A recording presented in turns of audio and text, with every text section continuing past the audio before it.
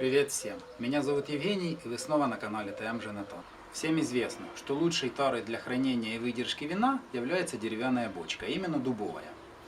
Да, древесина дуба насыщает наше вино танинами, идет микрооксидация, то есть минимальный контакт с кислородом через поры древесины, и в результате вино приобретает какие-то новые оттенки в аромате и вкусе. Глядя со стороны, может показаться, что в обращении с дубовой бочкой нет ничего сложного. Подготовил бочку. Кстати, как подготовить дубовую бочку, видео есть на канале, ссылочка будет в описании, заходите посмотрите. Так вот, подготовил дубовую бочку, залил вино и выдерживая в течение определенного срока, по истечению которого мы сливаем вино с бочки, разливаем по бутылкам и наслаждаемся нашим отменным продуктом.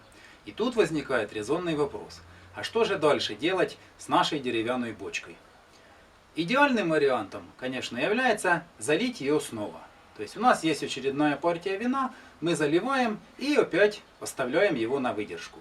На больших предприятиях бочки так и работают. Это процесс непрерывный.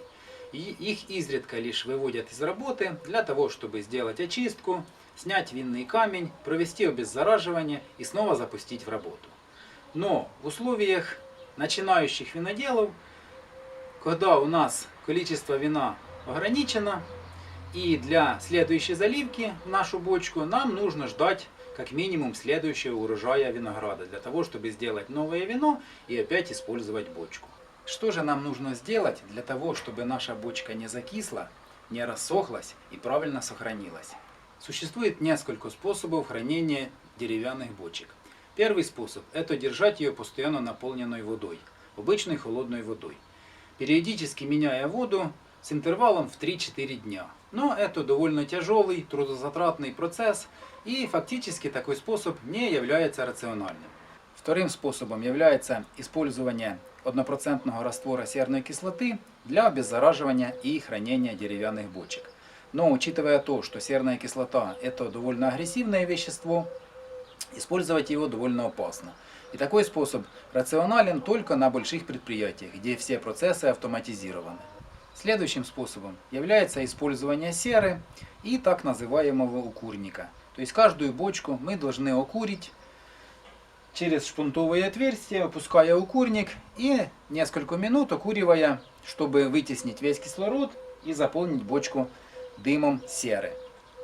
Но, несмотря на то, что данный способ является традиционным, я его не использую, так как при использовании укурника всегда есть вероятность того, что небольшой кусочек серы может упасть внутрь бочки, и таким образом мы испортим нашу бочку на очень длительное время.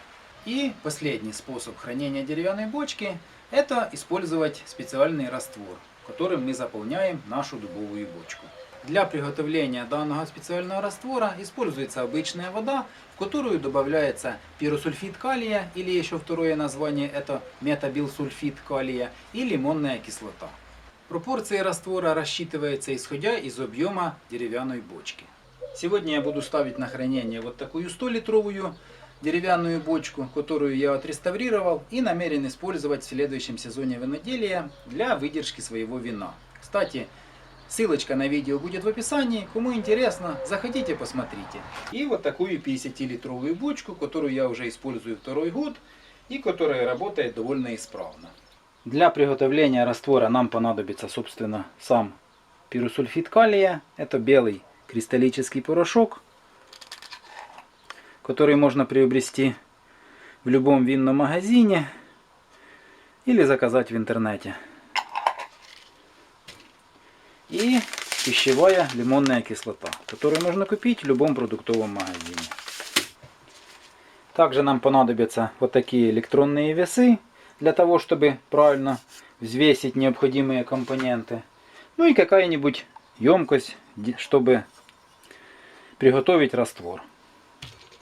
Количество компонентов, которые мы используем, мы рассчитываем исходя из объема бочки.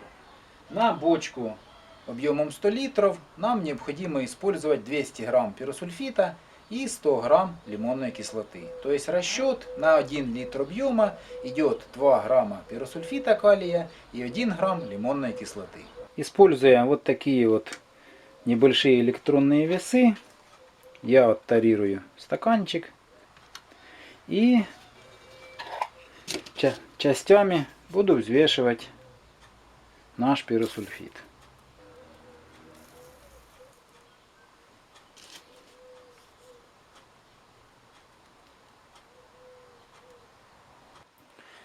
Нам нужно размешать пиросульфид и лимонную кислоту в небольшом количестве воды перед заливкой в нашу бочку. Для начала я использую 100 грамм. Тщательно перемешиваем.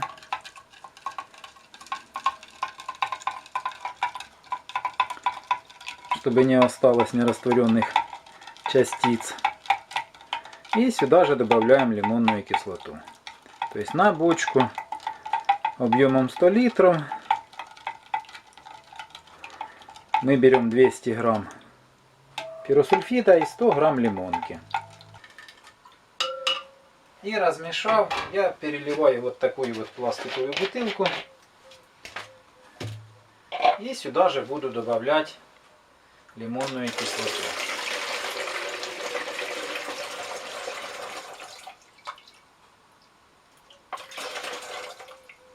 Вот. Снова наливаем воды.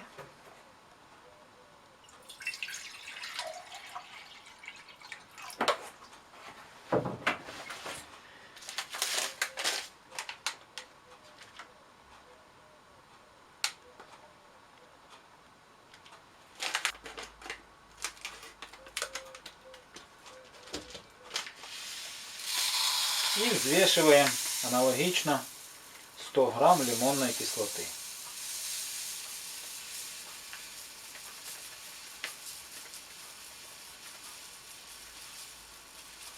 На бочку объемом 50 литров, соответственно, у нас будет идти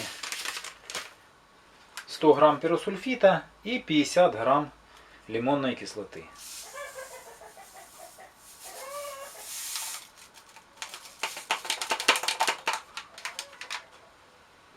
И тоже все хорошенько размешиваем.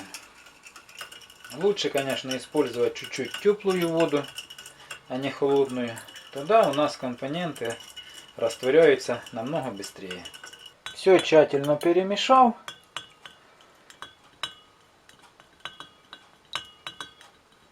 До полного растворения кислоты и пиросульфита. Я добавляю данный раствор в наш 2-литровый бутыль.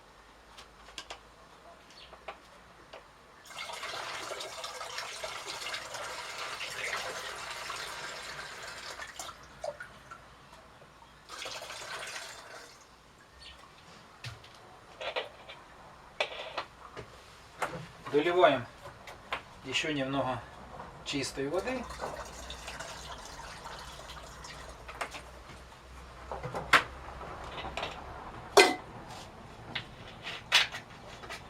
Закрываем и снова хорошенько все перемешиваем. Приготовление данного раствора необходимо проводить или на открытом воздухе, или в помещении с хорошей вентиляцией, так как пиросульфид при растворении выделяет довольно едкий запах серы. И нужно соблюдать элементарные меры предосторожности. Для начала мы заливаем в деревянную бочку холодную воду, процентов 30 от общего объема. Потом добавляем приготовленный раствор.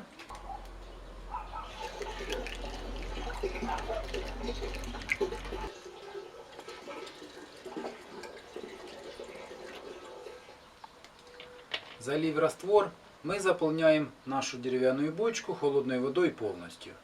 Используя такой раствор, мы можем хранить деревянную бочку в течение года. Через год процедуру необходимо будет повторить. То есть старый раствор сливается, если бочка не будет использоваться, нам нужно приготовить новый раствор и опять заполнить им деревянную бочку. В течение этого года нам нужно лишь периодически подливать холодную воду в деревянную бочку, так как древесина дышит и вода все равно потихоньку испаряется. Перед повторным использованием нам необходимо слить раствор, хорошенько промыть бочку горячей и холодной водой, и можно снова заливать наше вино на выдержку. Друзья, кому было полезным данное видео, ставьте лайки, делитесь видео с друзьями и подписывайтесь на канал. До новых встреч!